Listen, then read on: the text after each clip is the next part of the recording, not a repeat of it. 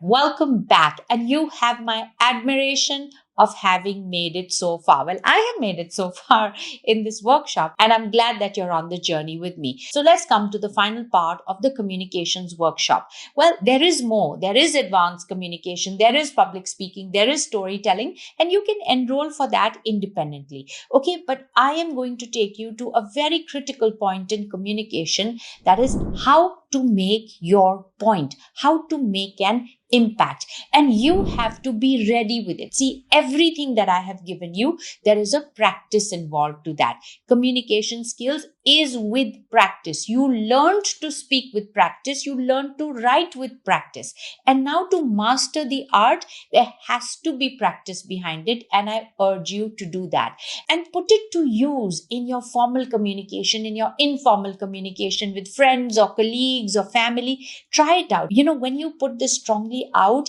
in your informal communications, you become more and more confident. You can see the influence because you know these people. You know what will work with them, what won't work with them, and you know their responses when they are genuine and when they are fake. It's a great confidence building exercise. So I would really encourage you to put it to practice. Now, how do you make an impression? How do you make a point? How do you make an impact? Number one, know your subject. You have to know what you're talking about. Otherwise, how will you make an impact? How will you influence? And while I'm talking about some in-depth research, some mastery over your subject, also pay attention to lesser known facts. When you make a point with, did you know, or not many people know this, or this is a lesser known fact, people become curious. They pay attention. Automatically, they want to know what is it that other people don't know. So know lesser known facts. Give statistics. Give numbers. Did you know? Okay, now I'm coming to a lesser known fact. Did you know that training programs have only 22%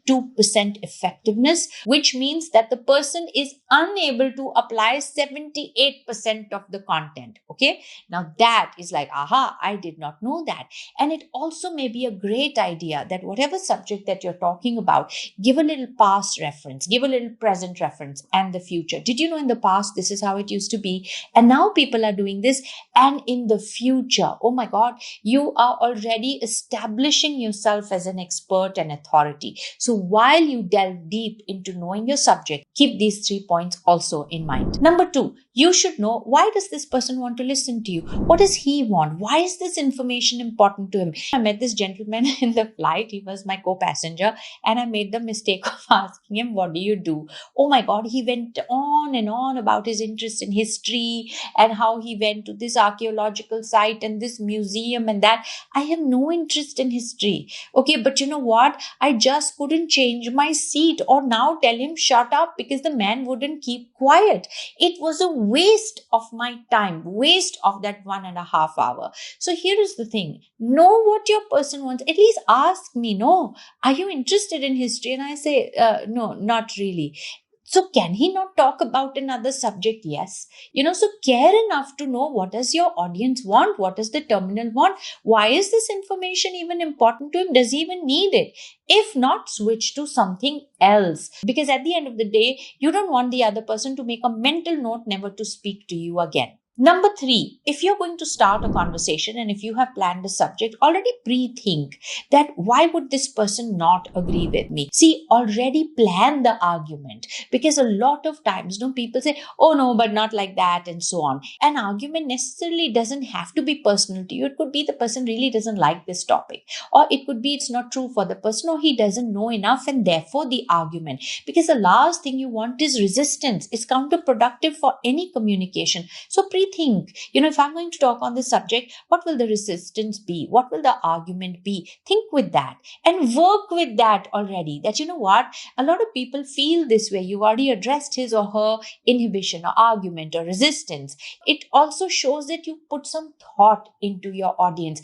And even if those topics don't come up, or whether they come up, you're empathetic, you're understanding, because you've already worked this out in your head, and you make for a great communication terminal. And that is power. That gives you the confidence to be able to make a point, because you understand the guy more than he understands you. And the person with the greater understanding has the deeper getaway. Number 4, look for reactions. What is not said. See, if the person is interested, you can see on his face he's interested. And if there are some very good people who are good with communication skills, they can also fake interest, but deep down inside, they are waiting like Sita for the earth to crack and they sink in, and this whole conversation is over. Okay, but there are distinct signs when the person has nothing to contribute in your conversation, nothing to say at all. All right, when they are looking here and there, when they're checking the phone, or they're looking at what is happening on the side, check for these signs. And if you spot it, pause. Ask questions. Does this make sense? What do you think? And if the person can't think with you, you please change the conversation.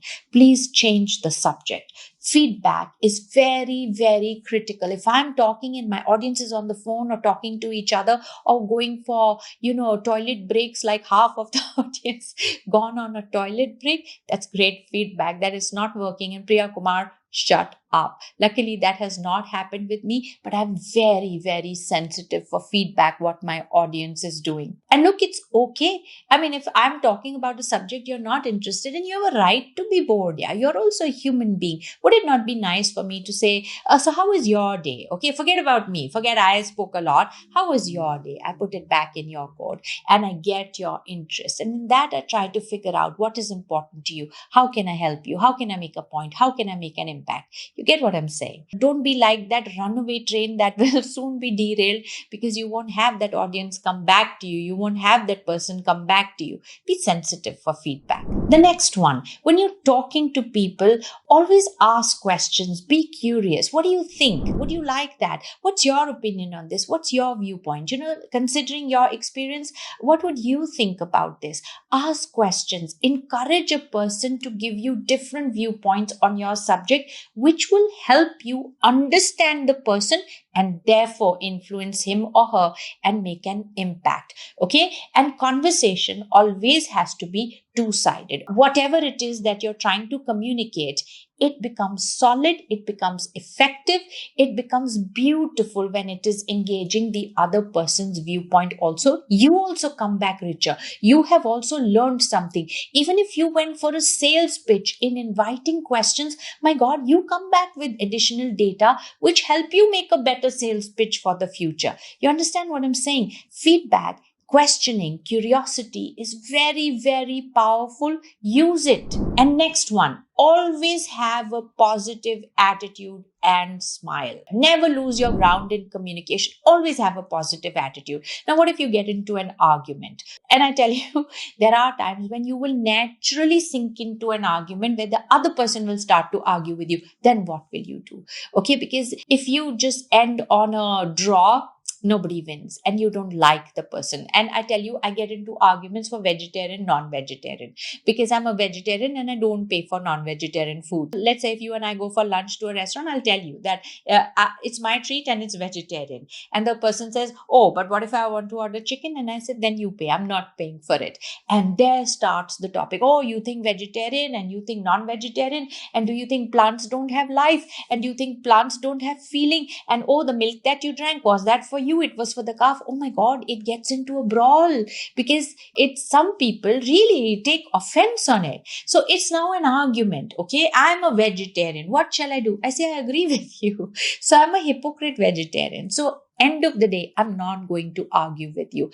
I am going to agree with you and I'm going to make my point also and make it light also. So I say I'm a vegetarian, hypocrite vegetarian.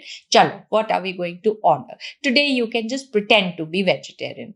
Okay, I'm not going to argue and I'm not going to end the conversation in an argument. So you think, end of the day, what is it that you're going to do to repair that communication gone on different sides? It's okay to say, I agree with you. That's a very different viewpoint. I'm going to put some thought in it. It's contrary to what you're saying. Why are you arguing? Think with it. No, maybe you'll come up with ideas. Maybe it'll make an impact. Maybe it is stupid. But you think about it on your own personal time. No, you can't convince convince somebody by countering them, by badgering them, how they will only keep retreating or they will keep attacking. Think with it and say, oh, that's a very good point. Let me write it down. For the person's satisfaction and honor, write it down also and say, okay, great. I will think about it. Okay, then what were we talking about? Now go back to some other topic or start a new topic, but don't encourage or participate in an argument. And finally, what's going to be your parting line? What's going to be the punch? What's going to be the grand finale? What are going to be the one or two takeaways the person will have in having spent time with you? Plan that already. In the end, all in all, I wanted to say was point 1, point 2, and point 3. And that is already thought through and articulated. In fact, you're waiting for it. See, so many times it happens. You had such an amazing time with the person. You had so much fun. But can you articulate 3 things?